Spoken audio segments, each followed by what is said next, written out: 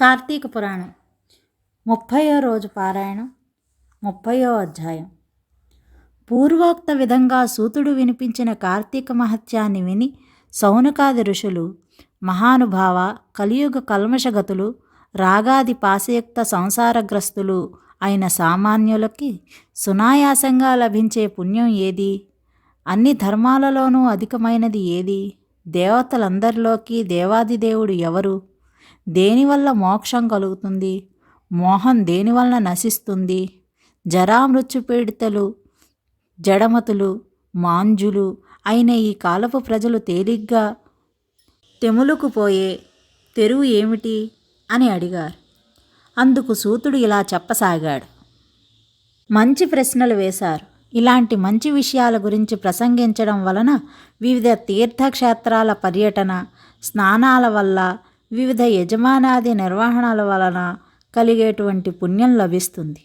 ఇంతవరకు నేను మీకు చెప్పిన కార్తీక ఫలమే వేదోక్తమైంది. విష్ణువుకి ఆనందకరమైన కార్తీక వ్రతమే ఉత్తమ ధర్మం. సర్వశాస్త్రాలని వివరించి చెప్పేందుకు నేను సమర్థుడిని కాను, సమయం కూడా సరిపోదు. కాబట్టి అన్ని శాస్త్రాలలోనూ ఉన్న సారాంశాన్ని చెబుతాను, వినండి. విష్ణు భక్తి కన్నా తరుణోపాయం లేదు. విష్ణుగాథలను వినేవాళ్ళు విగత పాపులై నరకానికి దూరంగా సంసార సాగరాన్ని తరించిపోతారు. కార్తీక మాసంలో విష్ణు ప్రీత్యర్థంగా స్నాన, దాన, జప, పూజ, దీపారాధన మొదలైనవి చేసేవాళ్ల పాపాలు అన్నీ వాటికవే పటాపంచలైపోతాయి. సూర్యుడు తులారాశిలో నెల రోజులు కూడా విడవకుండా కార్తీక వ్రతం ఆచరించేవాళ్ళు జీవన్ముక్తులవుతారు. కార్తీక వ్రతం చేయని వాళ్ళు కుల, మత, వయో, లింగభేదరహితంగా అంధతామిశ్రం అనే నరకాన్ని పొందుతారు. కార్తీకంలో కావేరీ నదీ స్నానం చేసిన వాళ్ళు దేవతలచే కీర్తించబడతారు, విష్ణులోకాన్ని చేరుతారు. కార్తీక స్నానం చేసి విష్ణువుకి అర్చన చేసినవాడు వైకుంఠాన్ని పొందుతాడు. ఆ వ్రతాచరణ చేయని వాళ్ళు 1000 సార్లు చండాలపు జన్మల పాలవుతారు. సర్వశ్రేష్టము, హరిప్రీతిదాయకము, పుణ్యకరము అయిన ఈ వ్రతాచరణం దుష్టాత్ములకు లభించదు.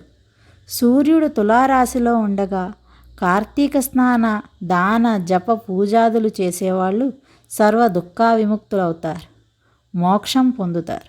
దీపదానం, కంచుపాత్ర దానం, దీపారాధనం, ధన, ఫల, ధాన్య, గృహాది దానాలు అమిత పుణ్యఫలాలు ఇస్తాయి. కార్తీకం 30 రోజులు కార్తీక మహత్యాన్ని వినినా, పారాయణ చేసినా కూడా సకల పాపాలు నశించిపోతాయి, సంపత్తులు సంభవిస్తాయి, పుణ్యాత్ములవుతారు. ఇన్ని మాటలు ఎందుకు? విష్ణుప్రియమైన కార్తీక వ్రతాచరణం వలన ఇహపర సుఖాలు రెండూ కూడా కలుగుతాయి. 30వ అధ్యాయం సమాప్తం. 30 రోజో పారాయణం సమాప్తం. ఓం నమః శివాయ. ఓం నమో భగవతే వాసుదేవాయ నమః.